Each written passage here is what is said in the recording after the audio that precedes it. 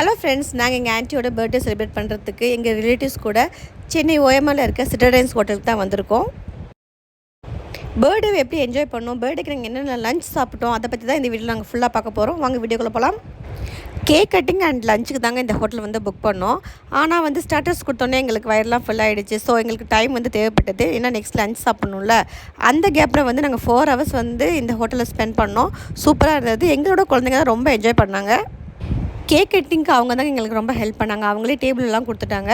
So எங்களுக்கு ரொம்ப ஈஸியாக இருந்தது. எங்கள் ஆன்ட்டி ரொம்ப ஹாப்பியாக இருந்தாங்கன்னு நான் நினைக்கிறேன். ஏன்னா அவங்க ஃபேஸ்லேயே தெரியுது. சூப்பராக கேக் கட்டிங் எல்லாம் ஃபினிஷ் ஆகிடுச்சிங்க. நெக்ஸ்ட்டு பார்த்திங்கன்னா பஃபே சிஸ்டம் தான் ஆர்டர் பண்ணியிருந்தோம். பர் பர்சனுக்கு 1048 ருபீஸ் சொன்னாங்க, இன்க்ளூடிங் டேக்ஸ். பட் கிட்ஸுக்கு ஃப்ரீ தான். இப்போ நாங்கள் சாப்பிட்டுட்டு இருக்கிறதுலாம் ஸ்டார்டர்ஸ் மட்டும்தாங்க. வாங்க மெயின் மெனுக்கு போகலாம். ஓகே, மெயின் மெனு ஸ்டார்ட் ஆகிடுச்சு. ஃபஸ்ட்டு சிக்கன் தாங்க வச்சுட்டு இருந்தாங்க. சூப்பராக இருந்தது. நார்த் இந்தியன் சைனீஸ் ஃபுட்டுன்னு சொல்லிட்டு 20 டிஷ்ங்க டோட்டல் நாங்கள் பஃபெட் சிஸ்டமில் ஆர்டர் பண்ணோம். மெயின் மெனுவாக நாங்கள் சூஸ் பண்ணது ப்ரான், சிக்கன், மட்டன், ஃபிஷ் அப்படிதாங்க. ஏன்னா என் ஹஸ்பண்டுக்கு ஃபிஷ் பிடிக்காது. அதனால் அவர் சாப்பிட மாட்டார். ஸோ அவருக்கு பிடிச்ச சிக்கன். ஸோ இதே மாதிரி ஒவ்வொருத்தவங்களுக்கும் ஒவ்வொன்றும் பிடிக்காது. ஸோ அதனால் எல்லாமே ஆர்டர் பண்ணிட்டோம். இப்படி ஃபேமிலியோடு ஒன்றா இருந்து சாப்பிட்றதே எங்களுக்கு ரொம்ப ரொம்ப ஹாப்பியாக இருந்தது. ஒருத்தருக்கு ஒருத்தர் பேசிக்கிட்டு நல்லா என்ஜாய் பண்ணிகிட்டு இருந்தோம்.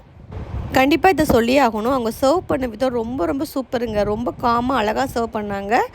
இது என்னென்னு பார்த்தீங்கன்னா கட்லெட்டுங்க. கட்லெட்லேயே ப்ரான் கட்லெட்டு, ஃபிஷ் கட்லெட்டுன்னு டிஃப்ரெண்ட்டாக கொடுத்துருந்தாங்க.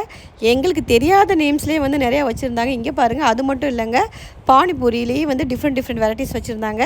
என் பொண்ணுக்கு பானிபூரினா ரொம்ப பிடிக்குங்க. அவளுக்காக பண்ண மாதிரியே எனக்கு இருந்துச்சு. அவள் சாப்பாடு சாப்பிட்டாலும் இல்லையோ இந்த பானிபூரி நிறையா சாப்பிட்டா. இது மட்டும் இல்லைங்க, டெசர்ட் பார்த்திங்கன்னா குலோப் ஜாமுன், பாயாசம், ஜாங்கிரி அப்படின்னு சொல்லிட்டு வச்சுருந்தாங்க. என்ன தான் வெரைட்டியாக சாப்பிட்டாலுமே கடைசியில் சோறு சாப்பிட்ற மாதிரி வராதுங்க.